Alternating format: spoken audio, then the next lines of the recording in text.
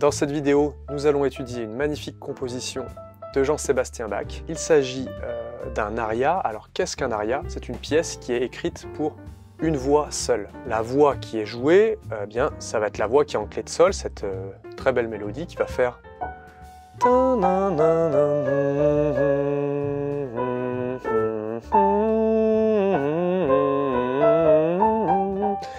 Et en clé de fa, eh bien, nous allons avoir une basse continue, nous allons avoir une simple basse d'accompagnement. En fait, cette basse correspond à un accord complet. À l'époque, on appelait ça une basse continue. Et moi, j'ai rajouté au-dessus de la clé de sol les accords qui correspondent à cette basse, à ces notes en clé de fa. Je vous invite à me fustiger dans les commentaires si vous êtes un puriste. Si, voilà, pour vous, noter les accords au-dessus, c'est un sacrilège, mais c'est quand même très pratique. On écoute ça tout de suite.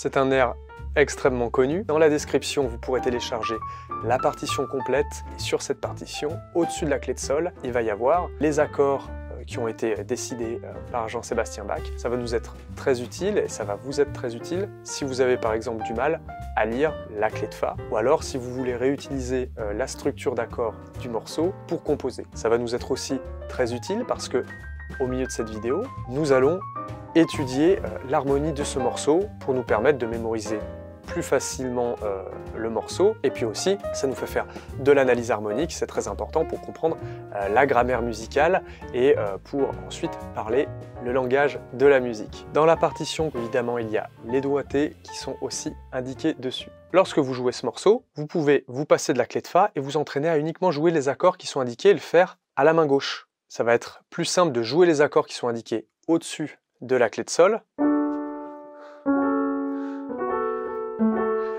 que de lire la clé de fa. On va voir comment plaquer ces accords, à quel moment les plaquer, et après on va comprendre pourquoi est-ce qu'ils s'enchaînent de cette manière. N'oubliez pas, dans la description, vous avez un lien pour avoir accès à une formation offerte qui vous permettra d'apprendre à jouer les partitions avec le format clé de sol plus accord au-dessus, un petit peu comme on est en train de le faire ici. Vous aurez toutes les ressources de base pour bien commencer ce type de travail avec votre piano ou avec d'autres instruments, pourquoi pas. Le lien est en description pour avoir accès à cette formation offerte. Il y a plein de vidéos, plein de partitions, sympa. Revenons à notre morceau. Le premier accord est un accord de Ré majeur, ok? Comme ceci. Dans la description, vous pourrez télécharger la fiche avec tous les accords qui sont écrits au-dessus. Il y a des aides-mémoires pour les accords, pour vous aider. Donc, comme ceci, nous avons l'accord de Ré majeur. Ensuite, nous avons un accord de Ré majeur 7, basse de Do dièse. Alors, le symbole petit triangle avec un 7, ça veut dire maj 7, ça veut dire que la septième est majeure. Dans le contexte de l'accord de Ré majeur, eh bien, notre maj 7, notre quatrième note de l'accord, ça va être un Do dièse. Et le petit slash qu'il va y avoir après le Ré triangle 7, le Ré delta 7, Ré maj 7 donc, et slash Do dièse, ça veut dire que la note la plus grave, la note de basse, va être la note de Do dièse ici, ok? Ce que l'on peut faire dans ces cas-là, c'est prendre la fondamentale de l'accord, la note de Ré, et la faire descendre comme ceci.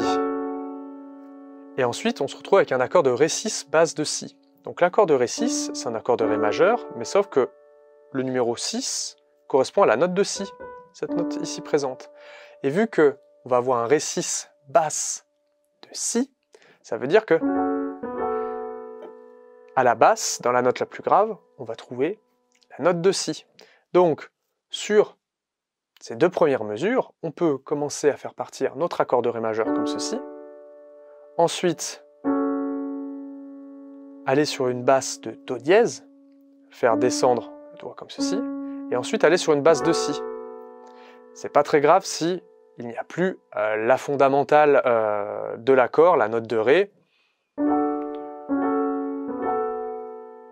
Ça passe très bien, ça fait une très belle descente de basse. Et après, sur la mesure 2, on arrive avec un Ré basse de La. Et après, on arrive sur un accord de Sol. Donc on se retrouve avec une basse qui va faire...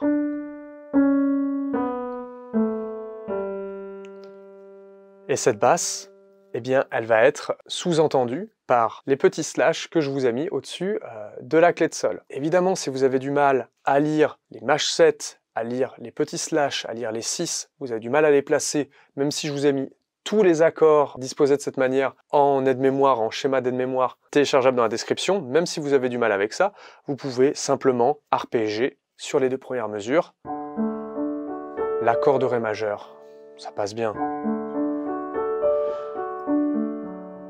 Là, vous vous entraînez à arpéger sur 2 octaves, et puis après...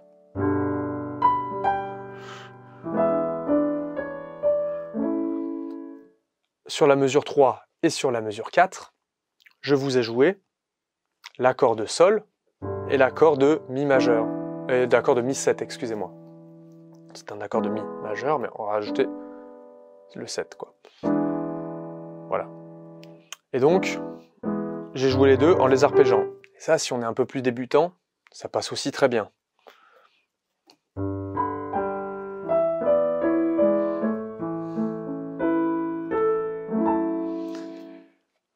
On peut garder ce même état d'esprit pour tous les autres accords. On remarque donc dans ce que je vous ai donné que par la suite, il n'y a plus cette difficulté, cette notion de descente de basse.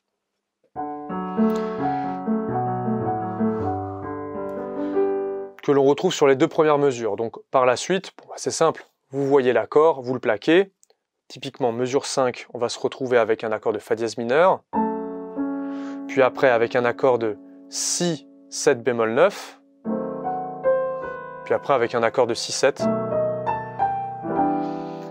L'accord de Si 7 bémol 9, si vous avez un petit peu du mal à le lire ou à le comprendre, de toute façon il est sur l'aide-mémoire, on n'est pas obligé de comprendre vraiment les choses pour les jouer, en tout cas au début. Hein. Donc mesure 6, l'accord de Si 7 bémol 9, c'est cet accord ici présent.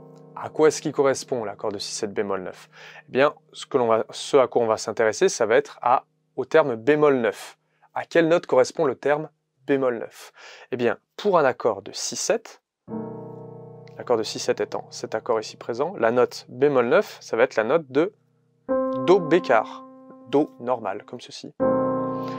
Dans le cas présent, je peux enlever la note fondamentale de l'accord, ce qui nous donnerait cet accord ici présent. Cet accord ici présent, il peut être considéré soit comme un accord de Si 7 bémol 9, soit comme un accord de Ré dièse diminué 7. Voilà, les accords 7 bémol 9 et les accords diminué 7, en fait, parfois c'est un peu les mêmes accords. On verra ça un peu plus précisément dans une autre vidéo. Ou alors, si vous voulez comprendre ce genre de concept voilà, vraiment précisément, n'oubliez pas que vous pouvez prendre des cours individualisés en visio avec moi. Tout ça est présent dans mes contenus et dans ma classe de piano en ligne. Il va y avoir aussi des logiciels de défilement aléatoire extrêmement nivelés qui vous permettront d'acquérir des réflexes de lecture voilà, instantanée pour être capable de lire et de comprendre instantanément par exemple ces séries d'accords, ou alors de jouer instantanément une partition classique avec du travail, hein, bien évidemment, mais en tout cas tout est extrêmement structuré. Les liens sont en description, et puis avec tout cela évidemment, vous avez des centaines de vidéos explicatives en plus pour pouvoir structurer vos temps de travail, vos entraînements de travail. Bien évidemment, avec moi on peut aussi apprendre l'improvisation blues, le jazz poussé, hein, le jazz modal, apprendre à accompagner des chansons, à faire de l'improvisation pop, de l'improvisation classique, et puis de l'analyse harmonique, comme ce qu'on est en train de faire maintenant par exemple. Les liens sont en description. Reprenons l'analyse et la compréhension des accords du morceau. Nous sommes donc ici avec cet accord de Si 7 bémol 9, et ce que l'on peut faire sur la mesure 6, lorsque l'on a joué cet accord, eh bien ça peut être de... Regardez, Si 7 bémol 9, et puis après on a Si 7 normal. Donc notre Do, on le fait tomber sur la note fondamentale de l'accord, la note de Si, comme ceci. Ça peut passer. Mais après, on arrive sur la note, sur l'accord, excusez-moi, mesure 7, l'accord de mi mineur.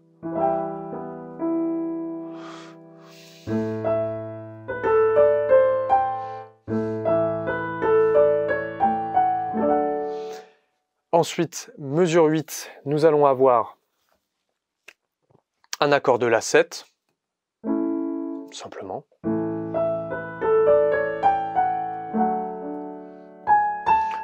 Mesure 10, un accord de si mineur 7. Après un accord de mi 7, un accord de la majeur. J'ai mis ensuite un accord de si mineur, comme ceci. Alors je l'ai mis sur base de ré. C'est-à-dire que voilà, la note la plus grave de l'accord, ça va être la note de ré qui est la tierce de l'accord de si mineur. L'accord de si mineur ici présent. Si je le renverse, si je prends la note fondamentale de l'accord et que je la mets au-dessus, j'obtiens cette position. Je l'ai mis comme ça, vous n'êtes pas obligé de le respecter. C'est juste que ça faisait moins de mouvement pour la main pour ensuite tomber sur l'accord, voilà, mesure 11 sur l'accord de mi 7, comme ceci. Voilà, on tombait sur base de ré. C'est pas ce qui est écrit sur la clé de fa, on est sous base de mi, dans le cas présent. Écoutez, moi j'ai fait comme ça, sachant que juste avant, nous étions sous base de ré sur le deuxième temps de la mesure. Enfin bon, bref. La musique, c'est aussi fait pour voilà, être manipulé, être manié, c'est aussi important. Et nous avons fini notre partie A. Sinon, la vidéo durerait une demi-heure et ce serait même peut-être un peu trop fatigant pour tout le monde, pour une vidéo publique comme celle-ci, d'avoir une analyse aussi poussée. Là, je vous ai montré les accords que vous pouvez jouer sur la partie A. Je vous ai expliqué un petit peu la notation des accords, à quoi est-ce qu'elle correspond, à quoi correspondent tous ces chiffres. On va passer maintenant brièvement à l'explication de pourquoi est-ce que les accords s'enchaînent de cette manière. Nous sommes en tonalité de Ré majeur. Donc, si vous voulez improviser sur les accords ici présents, utiliser la gamme de Ré majeur sera un très bon début pour que ça sonne. Après, bien sûr, il y a quelques petites sorties de gamme. On va voir lesquelles sont-elles. En tout cas, dans les aides-mémoire en description, vous avez l'aide-mémoire de la gamme de Ré majeur. Donc, le premier accord, c'est un accord de Ré. Eh bien, c'est un accord de premier degré, c'est le premier accord de la gamme de Ré majeur. Donc c'est pour ça qu'il y a un petit 1 en chiffre romain juste au-dessus. Voilà. Et puis après, le Do dièse, qui est voilà, notre Ré machette base de Do dièse, on reste sur un premier degré. Par la suite, après, on arrive sur un accord de Ré 6. Il pourrait être considéré aussi comme un accord de Si mineur 7. Si mineur 7. C'est un petit peu la même disposition d'accord, mais moi je préfère le voir en Ré 6 parce que ça donne une logique de continuité sur la descente de basse. Machette, 6, on revient voilà, à l'accord renversé, puis après on arrive sur un accord de Sol qui est un accord du 4e degré de la gamme de Ré majeur, comme ceci. Et ensuite on va avoir quelque chose d'intéressant. On va avoir sur la mesure 3 un accord de Mi majeur. On peut se dire, bah zut, l'accord de Mi majeur ne fait pas partie de la gamme de Ré parce que dans l'accord de Mi majeur, il y a un Sol dièse. Vous voyez, accord de Ré, accord de Mi majeur. Présentement, nous voyons un Sol dièse. Et donc, l'accord de Mi majeur va plutôt faire partie de la gamme de La majeur. Okay, c'est le 5e degré de la gamme de La majeur. Et ce que l'on remarque, c'est que mesure 4, nous avons un accord de La7. Ok. Et en fait, l'accord de Mi majeur, c'est une approche de l'accord de La7 qu'il y a mesure 4. On va appeler ça un 5 du 5. 5e degré du 5e degré. Le 5e degré de la gamme de Ré majeur, c'est l'accord de La7. Et donc le 5e degré de l'accord de La7, ça va être l'accord de Mi majeur. Ok. J'ai fait une vidéo explicative sur qu'est-ce que c'est que les dominantes secondaires. Le lien devrait s'afficher au coin de l'écran si vous voulez plus de détails. On va appeler cela une dominante secondaire, notre accord de Mi majeur. Quand vous êtes ici, vous pouvez improviser sur la gamme de La majeur, justement. Puis après, on arrive sur l'accord de La7. Et là, présentement, on improvise sur la gamme de Ré majeur. Ensuite, on a un accord de Fa mineur 7, ensuite un accord de Si7 et ensuite un accord de Mi mineur. Ok?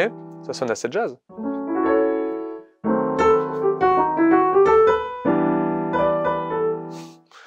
Et donc, nous sommes dans le cas où nous avons une approche de l'accord de Mi mineur qui est à la mesure 7 et on va approcher cet accord de Mi mineur avec un Fa dièse mineur, un Si 7 et ensuite nous avons le Mi mineur.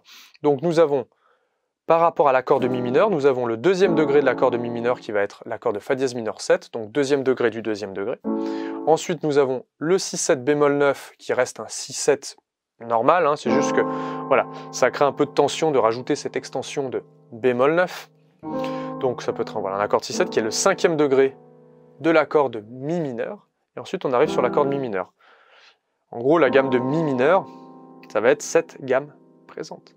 Et donc, Fa dièse mineur 7 fait partie de la gamme de Mi mineur, Si 7 fait partie de la gamme de Mi mineur harmonique, et le Mi mineur fait partie de la gamme de Mi mineur harmonique. De la mesure 5 à la mesure 7, on peut donc bien improviser sur la gamme de Mi mineur harmonique. Et puis ensuite, on reprend une structure harmonique à peu près normale, mesure 7, accord de Mi mineur, mesure 8, accord de La7, et mesure 9, accord de Ré maj 7. Donc on a l'enchaînement respectif, deuxième degré de la gamme de Ré majeur, cinquième degré de la gamme de Ré majeur, et premier degré de la gamme de Ré majeur, tout simplement. Et ensuite, on arrive mesure 10, avec un sixième degré de la gamme de Ré majeur avec l'accord de Si mineur 7. Ensuite, on se retrouve avec un accord de Mi 7. Accord de Mi 7, c'est le deuxième degré de l'accord de la gamme de Ré majeur qui s'est transformé en accord dominante. Pourquoi? Parce que c'est une approche du cinquième degré. On a vu ça mesure 3 et 4. Après, on a le cinquième degré. Après, on revient sur un sixième degré. Ensuite, on revient sur l'accord de Mi 7, et ensuite on arrive sur l'accord de La7. On remarque quoi après l'accord de La7? On remarque qu'il y a une reprise. On a une barre, la fin de la barre de mesure, elle comporte deux petits points, ça veut dire que l'on revient au début de la partition. Et au début de la partition, nous avons quoi? Un accord de Ré majeur. Donc, sur la dernière mesure, mesure 12, on a le cinquième degré qui revient sur le premier degré, parce que nous allons avoir une reprise, voilà, de cette manière. Puis après, le morceau continue, mais voilà, ce serait trop long. En tout cas, vous l'avez en description si vous voulez jouer le morceau en entier. Il n'est pas très dur. Il y a deux dièses à la clé, donc le Fa et le Do seront toujours dièses. N'hésitez pas à le noter sur votre partition pour ne pas oublier, hein, tous les Do et tous les Fa, vous mettez un petit dièse devant. Ça va, il n'y a pas la police qui va débarquer chez vous si vous faites ça, même si peut-être que votre prof de piano fera parfois un peu les gros yeux, mais bon, à un moment donné, il faut aussi parfois un peu simplifier les choses. Sachez que dans ma classe de piano en ligne, il y a des exercices précis pour pouvoir répondre à la difficulté d'anticiper les dièses et les bémols à la clé. Ce n'est pas à force de jouer des morceaux qu'on arrive à anticiper des dièses et des bémols à la clé. En fait, c'est en faisant des exercices préparatoires préalables qui prennent peut-être une demi-heure par jour, eh bien, que l'on arrive à les anticiper. Donc, tant que vous n'avez pas ce plan de travail, ou que ce soit mon plan de travail qu'il y a dans ma classe de piano en ligne ou le plan de travail de quelqu'un d'autre, c'est pas un problème, mais au moins il faut qu'il y ait un plan de travail, quelque chose de préparatoire pour pouvoir bien anticiper les dièses et les bémols à la clé. C'est pas à force de se faire des remarques par le prof que on va y arriver, hein, tout simplement. Et de toute façon, dans la description, vous trouverez une version transposée en Do majeur, comme ça il n'y aura pas de dièse ou de bémol à la clé, et ce sera beaucoup plus simple pour les débutants, et puis même pas forcément pour les débutants, pour tout le monde. Voilà, on fait quand même du piano pour se détendre aussi lorsque l'on est amateur. Si vous voulez une autre vidéo de ce genre, eh bien, je vous invite à cliquer ici, vous aurez un autre morceau de Jean-Sébastien Bach traité de la même manière, et moi je vous dis à bientôt pour une autre vidéo.